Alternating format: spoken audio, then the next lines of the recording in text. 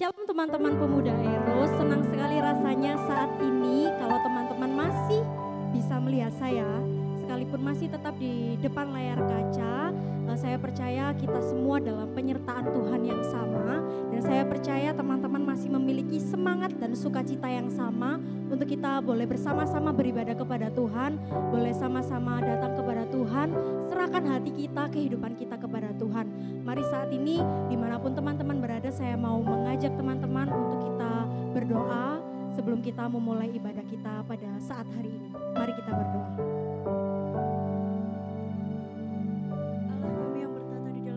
Surga, kami mengucap syukur Tuhan atas kasih setia-Mu yang begitu besar untuk kami Tuhan. Saat ini dimanapun kami berada Tuhan, kami ingin bersatu hati Tuhan. Kiranya Engkau hadir di tengah-tengah kami Tuhan, penuhi kami oleh kuasa-Mu ya Tuhan. Kami naikkan doa kami ini Tuhan hanya ke dalam tangan-Mu. Terima kasih Tuhan, amin. Saya percaya dimanapun saat ini kita berada, kita masih merasakan kasih setia Tuhan yang nyata buat setiap kehidupan kita. Saat ini saya mau mengajak teman-teman untuk kita serahkan hati kita persiapkan hati kita yang terbaik untuk Tuhan. Kita mau datang pada Tuhan, menyatakan bahwa sungguh anugerah Tuhan selalu nyata bagi setiap kehidupan kita semua.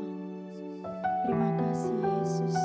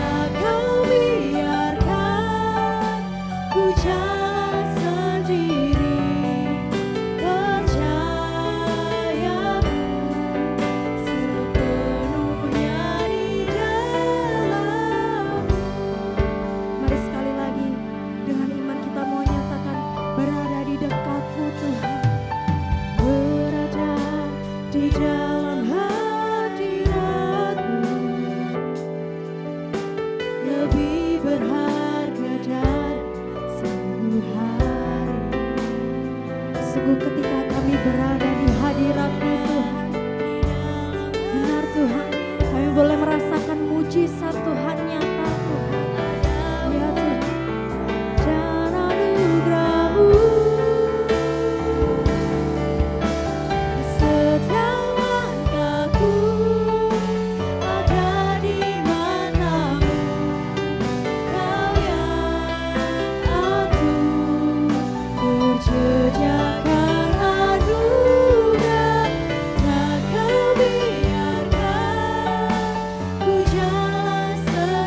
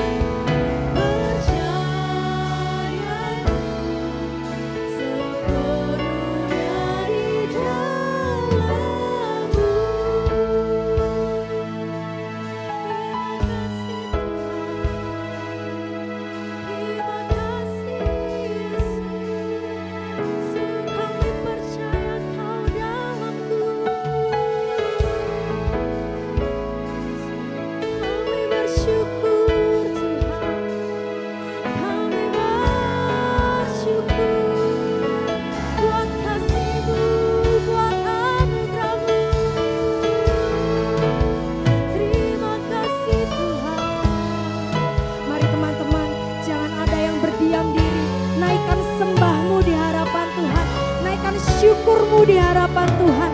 Nyatakan kasih setia Tuhan nyata bagi setiap kehidupan kita. Haleluya. Syukur Tuhan, kami bersyukur. Kami bersyukur Tuhan, buat kasih-Mu Tuhan. Kau ada dalamku, anugerah-Mu yang Kau bagi setiap hidupku. Terima kasih Tuhan, terima kasih Tuhan. Kami percaya Tuhan, di dalam namamu.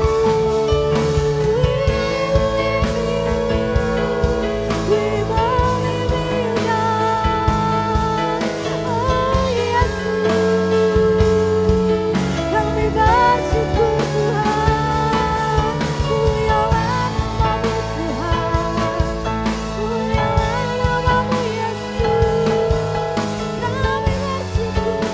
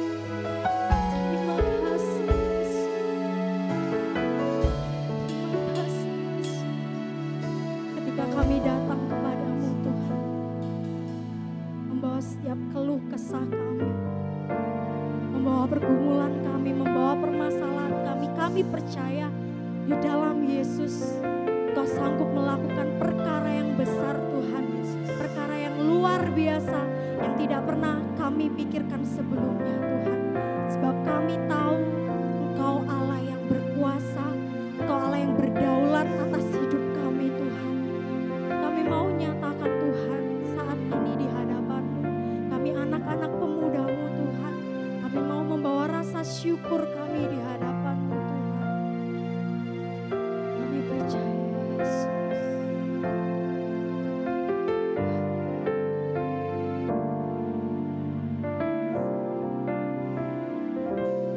Percaya mujizat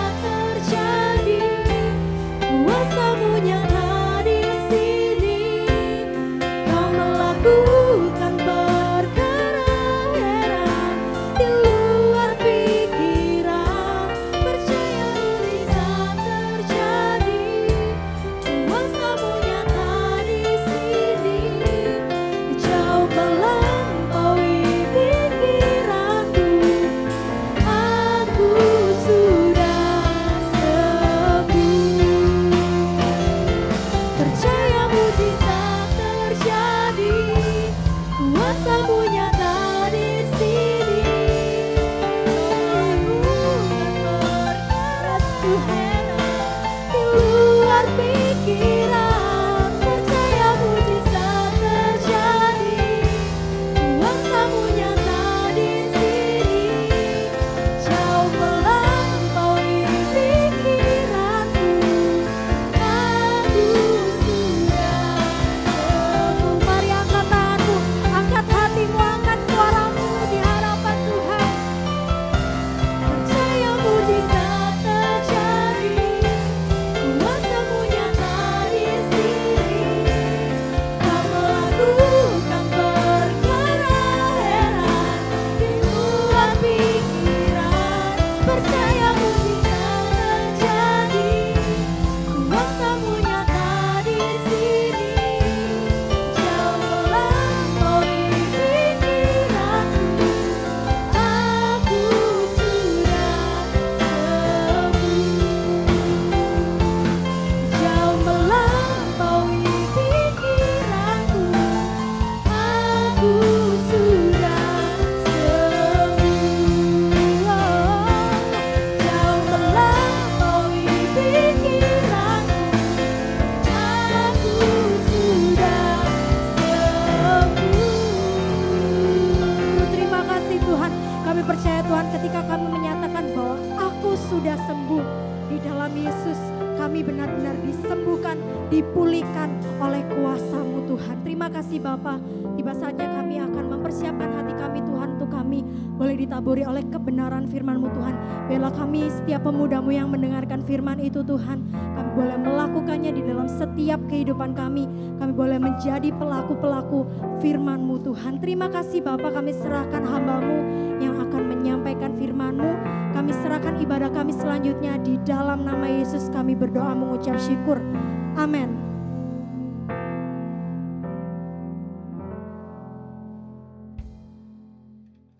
Oke, shalom teman-teman Eros. Saya tetap mendorong kita semua untuk selalu berada di dalam Tuhan supaya kehidupan kita tidak keluar dari apa yang Tuhan kehendaki. Dan bagaimana kabar teman-teman semua? Beberapa kali saya melihat teman-teman pemuda ada mengalami perubahan. Bukan hanya perubahan spiritual, tetapi perubahan jasmani. Termasuk saya sudah mengalami sedikit perubahan ya. Tetapi itu kiranya tidak mengganggu teman-teman memandang saya dan tetap mengikuti apa yang mau saya khotbahkan sore hari ini. Baik, pada saat ini saya mau menyampaikan sesuatu hal yang saya percaya hal ini seringkali terjadi di dalam kehidupan kita. Bahkan mungkin satu minggu bisa satu kali kita mengalami seperti itu. Atau mungkin bisa 2 kali. Atau bisa mungkin seminggu 5 kali. Atau bahkan mungkin setiap hari kita mengalaminya. Coba teman-teman lihat gambar yang saya tampilkan ini. Gambar ini kira-kira menurut teman-teman apa yang terjadi dengan orang tersebut? Apa yang sedang terjadi dengan kedua orang tersebut? Yang satunya menunjukkan satu ekspresi yang marah dan satunya pun juga demikian. Nah, ini tentunya pasti pernah terjadi dalam kehidupan kita, bukan? Bisa terjadi dalam kehidupan suami istri ketika mereka memperbincangkan sesuatu, memperbincangkan hal-hal yang kecil. Lalu lambat laun tiba-tiba menjadi sesuatu pembicaraan yang mengundang emosi. Suatu pembicaraan yang menimbulkan satu emosi yang besar dari hal yang kecil. Tiba-tiba menjadi sesuatu hal yang besar. Terjadilah satu perdebatan yang luar biasa antara suami dan istri. Hal ini juga bisa terjadi kepada anak dan juga orang tua. Apa yang sedang diperbincangkan banyak hal, tetapi seringkali anak dan juga orang tua mengalami satu perdebatan yang hebat. Anak tetap pada pendiriannya, ini menurut saya benar. Orang tua pun juga demikian, menuduh anaknya salah dan menganggap apa yang dikatakan orang tua adalah sesuatu yang benar. kedua-duanya sama-sama tidak dapat saling menerima dan tetap berpegang pada pendiriannya. Maka muncullah perdebatan yang dahsyat antara anak dan juga orang tua. Hal ini juga bisa terjadi kepada sahabat dengan sahabat. Saya percaya teman-teman Eros, pasti ketika teman-teman memiliki sahabat, mengalami satu hal yaitu pernah berdebat. Sampai-sampai mengakibatkan esoknya tidak saling menyapa gara-gara berdebat. Padahal semua diawali dengan pertemanan yang baik, kompak, sehati, sepikir. Wah, kayak firman Tuhan aja. Persahabatan ini begitu harmonisnya. Tetapi suatu waktu pernah terjadi perbedaan pendapat.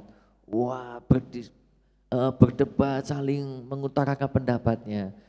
Tahu-tahu besoknya sudah nggak saling sapa dan sudah tidak menganggap sahabatnya. Ini pun juga bisa terjadi antara jemaat dengan jemaat di gereja kita juga. Di komunitas teman-teman. Ya, awalnya pelayanan sama-sama, kemana-mana pergi bersama-sama, datang ibadah duduk satu bangku, pulang ibadah mesti ngobrol, gimana kabarmu? Oh, kabarku baik. Wah, saling bercerita pengalaman hidupnya. Tapi tiba-tiba satu ketika terjadi perdebatan. Minggu depan ibadah datang sudah tidak satu bangku lagi. Pulang ibadah sudah tidak saling sapa lagi. Itulah dampak dari sebuah perdebatan yang tidak terselesaikan. Hal ini juga bisa terjadi pada antar karyawan dengan karyawan. Sesama satu kantor bisa tidak saling tegur sapa. Sesama satu ruangan bisa saling tidak tegur sapa. Semua dimulai dari mungkin pernah berdiskusi yang hebat dan tidak terselesaikan. Semua pada pendiriannya masing-masing mengakibatkan perpecahan. Hal ini pun juga bisa terjadi antara karyawan dengan bos. Gak cocok dengan perlakuan bos, marah. Ketika ditegur bos, acuh, gak mau memperhatikan, gak mau dengar, tidak mau patuh. Yang ada sudah bos datang dibiarkan, cuek. Saya percaya hal ini bukanlah sesuatu hal yang kita inginkan. Dan semua orang kalau melihat situasi seperti itu, sangatlah tidak menyetujuinya. Akhir-akhir ini kita juga diperhadapkan dengan sebuah demo. Masyarakat dengan pemerintah. Masyarakat punya pendapat, pemerintah punya pendapat.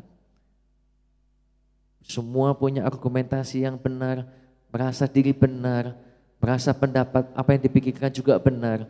Demikian dengan pihak yang satunya lagi. Tidak ada kesatuan pemikiran, maka mengakibatkan perpecahan. Perdebatan yang begitu hebat. Saya rasa ini semua pernah kita alami dan pernah terjadi dalam kehidupan kita. Entah itu di dalam sekte dia mengatakan teman-teman pernah mengalami ketika berstatus suami istri karena teman-teman belum menikah, mungkin antara anak dengan orang tua, sahabat dengan sahabat, karyawan dengan pimpinan, dan kita sebagai masyarakat dengan pemerintah, dan banyak hal yang lain yang membuat kita berargumentasi hebat sampai mengakibatkan perpecahan. Dan ini adalah sesuatu yang tidak Tuhan inginkan, tidak Tuhan sukai. Dan ini yang harus kita hindari. Nah, maka mari kita belajar kepada kebenaran firman Tuhan yang terdapat pada 1 Petrus pasal yang ketiga, ayat yang ke-15 sampai dengan ayat yang ke-16. 1 Petrus pasal yang ketiga, ayat yang ke-15 ayat ke-6 sampai ke-16, demikian firman Tuhan. Tetapi kuduskanlah Kristus di dalam hatimu sebagai Tuhan, dan siap sedialah pada segala waktu. Nah, ini yang harus kita renungkan sejenak.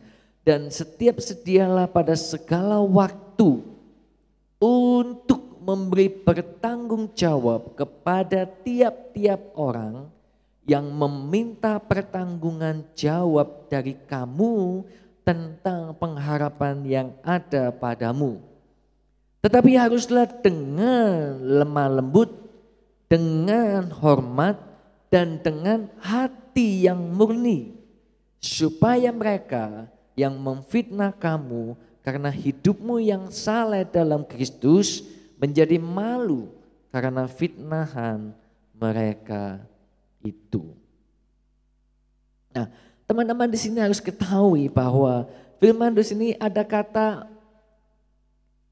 kita harus siap sedia di dalam segala waktu kepada tiap-tiap orang yang meminta pertanggungjawab dari kita. Nah, apa yang dimaksud dengan pertanggungjawab? Artinya ketika seseorang mau meminta sesuatu informasi dalam kehidupan kita, ketika seseorang mau berdiskusi dengan kita, ketika seseorang berkomunikasi dengan kita, maka berilah jawaban yang pada akhirnya janganlah sampai menimbulkan perpecahan. Anak dengan orang tua ngobrol, ujung-ujungnya berantem. Oh sudahlah, mama merasa diri benar, papa merasa diri benar. Pergi meninggalkan mereka. Nah, ini yang tidak Tuhan sukai. Sahabat dengan sahabat awalnya berdiskusi kecil, tiba-tiba menjadi besar, dan akhirnya tidak tegur sapa lagi. Ini pun juga Tuhan tidak sukai. Di dalam satu ruangan kita punya rekan kerja bersama-sama, lalu kita tidak bisa saling tegur sapa satu dengan yang lain. Oleh karena pernah terjadi sesuatu perdebatan yang cukup hebat, sehingga kita tidak mau respect lagi dengan dia. Ini pun juga Tuhan tidak kehendaki. Jadi intinya ketika seseorang meminta pertanggungjawaban dalam diri kita, ketika seseorang ingin tahu pendapat kita, ketika seseorang ingin tahu apa yang ada dalam pikiran kita, ketika seseorang ingin berkomunikasi, berdiskusi dengan kita, atau bahkan ketika kita mengalami permasalahan dengan orang lain dan orang lain ingin menyelesaikannya dengan kita, maka janganlah berakhir dengan perpecahan.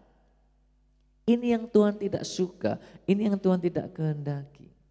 Tuhan ingin siapapun yang berbincang, berkomunikasi, berdiskusi, menyelesaikan masalah dengan kita berakhir dengan baik.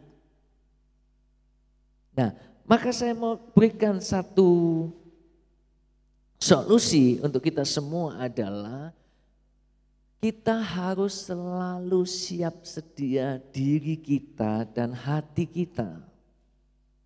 Nah, terutama yang ada dalam pikiran kita haruslah kita tanamkan, yaitu kita menjaga kekudusan. Sebab di dalam 1 Petrus pasal 3 ayat yang ke-15a, tetapi kuduskanlah Kristus di dalam hatimu sebagai Tuhan. Nah, apa yang sedang Petrus maksudkan kepada kita saat ini? Artinya dalam pikiran kita selalu jadikan Tuhan yang menjadi terutama dalam kehidupan kita. Sehingga ketika kita jadikan yang terutama dalam diri kita, maka kita harus menjaga kekudusan. Ketika ada kemarahan, lalu kita berdiskusi dengan orang, saya percaya hasilnya tidak akan menjadi baik. Ketika ada satu kekecewaan, lalu kita masih berdiskusi dengan orang yang telah mengecewakan kita, saya percaya pada akhirnya hasilnya pun juga tidak akan baik. Ketika kita masih ada kedengkian dalam diri kita untuk kita berkomunikasi dengan sahabat kita yang sudah telah menyakiti kita berulang kali, saya percaya juga hasilnya juga tidak akan baik. Terkecuali kalau kita menghormati Tuhan, lalu menanamkan dalam diri kita untuk saya harus menjaga kekudusan. Tuhan pengendali hidup saya, Tuhan berdaulat hidup saya harus berusaha untuk hidup terus kudus di hadapan Tuhan. Maka kemarahan, kekecewaan, kedengkian kita harus singkirkan dulu. Kalau itu belum kita singkirkan, maka ketika kita menyelesaikan masalah dengan siapapun, ketika kita mau berdebat dengan siapapun, tidak akan selesai dengan baik. Tetapi ketika kita merasa Tuhan, kuduskanlah pikiranku dan aku mau menjaga kekudusan dalam diriku dan hatiku. Aku mau buang kedengkian, aku mau buang kemarahan, aku mau buang kekecewaan ini.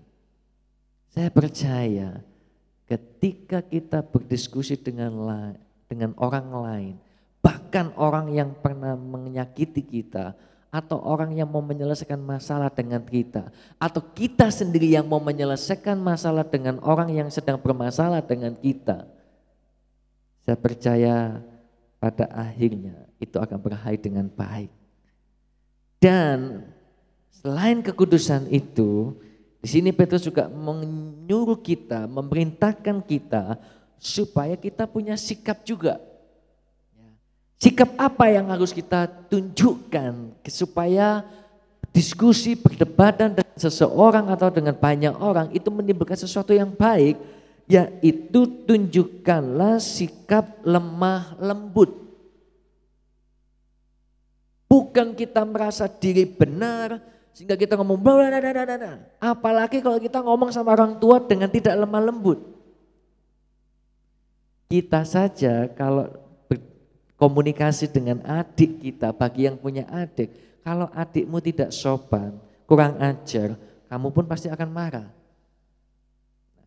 Maka sikap lemah lembut dan hormat dan dengan hati yang murni, ketika sikap inilah ketika kita tunjukkan untuk berdiskusi atau berdebat dengan seseorang, saya percaya akan berakhir dengan baik.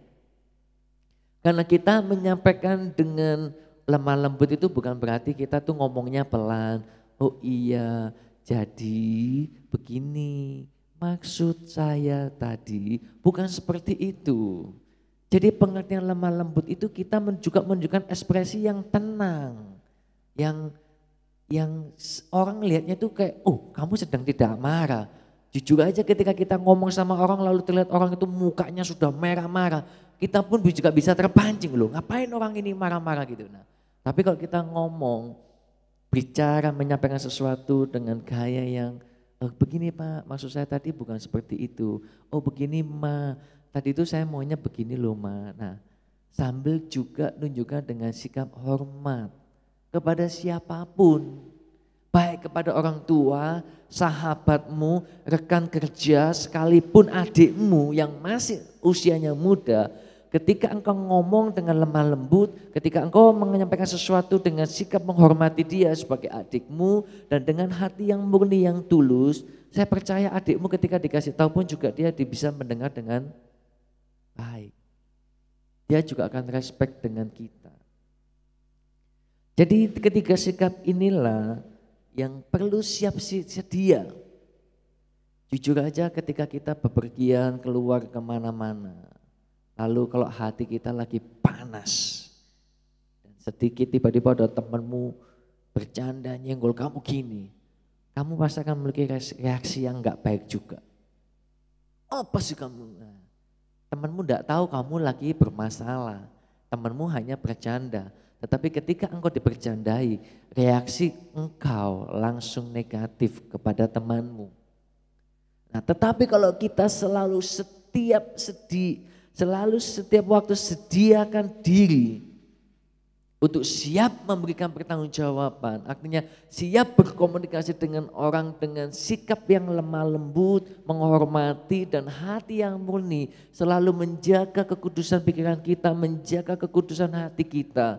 Artinya kalau setiap kita bangun pagi selalu ada yang kita ingat sesuatu yang tidak baik, entah itu kekecewaan, sakit hati, seketika itu dulu bereskan. Supaya di sepanjang aktivitas kita tidak membawa sakit hati itu. Supaya di tengah-tengah kita kuliah kita pun gak membawa kekecewaan itu. Kita harus singkirkan dulu, kita harus buang dulu. Kuduskan pikiranmu, hargai Tuhan sebagai Tuhanmu. Maka saya percaya sepanjang harimu kalau engkau selalu setiap sedia, hatimu murni, pikiranmu kudus, menghilangkan semua dosa. Ketika engkau berjumpa dengan orang, engkau pun bisa akan menyampaikan sesuatu dengan lemah lembut, menghormati, dan dengan hati yang murni, kau tidak akan terpancing untuk emosi.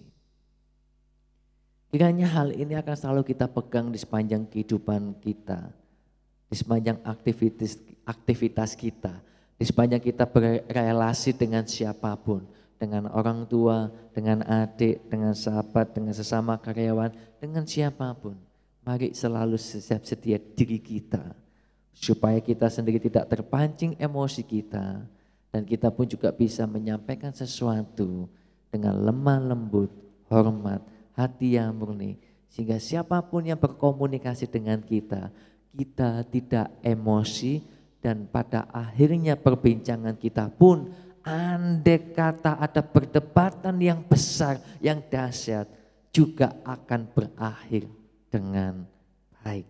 Inilah yang Tuhan mau, inilah yang Tuhan kehendaki, itu kita lakukan di sepanjang kehidupan kita, supaya dengan siapapun kita punya hubungan yang baik. Tuhan Yesus memberkati, dan mari kita berdoa. Roh Kudus, terus penuhilah kami, pimpinlah kami, dan tuntunlah kami, supaya saat ini kami yang sudah mendengar firman-Mu, kami dapat melakukan dan menerapkan itu di dalam kehidupan kami sehari-hari. Kami punya kerinduan yang besar Tuhan, kami mau menjadi anak Tuhan, yang taat dan setia melakukan firman-Mu. Sekali lagi Roh Kudus, tolonglah kami untuk kami menjadi pribadi yang tunduk dan taat akan pimpinan-Mu dan melakukan firman Tuhan. Di dalam nama Tuhan Yesus Kristus. Haleluya. Amin. Diberkati melalui firman Tuhan, amin. Saya percaya teman-teman di rumah, dimanapun kita berada, ketika kita sudah mendengarkan firman Tuhan, kita mau terus menjadi pelaku-pelaku firman Tuhan, dan kita menjadi alatnya Tuhan untuk kita boleh memancarkan kehidupan kita serupa dengan Kristus. Dan saya percaya bahwa teman-teman yang ada di rumah tidak jemu-jemu untuk mengikut Tuhan, karena Tuhan juga tidak jemu-jemu mengasihi kita di sepanjang kehidupan kita, amin. Mari kita akan akhiri ibadah kita pada hari ini. Saya undang teman-teman untuk bangkit berdiri, kita mau nyanyikan pujian yang mengatakan bahwa syukur bagimu Tuhan.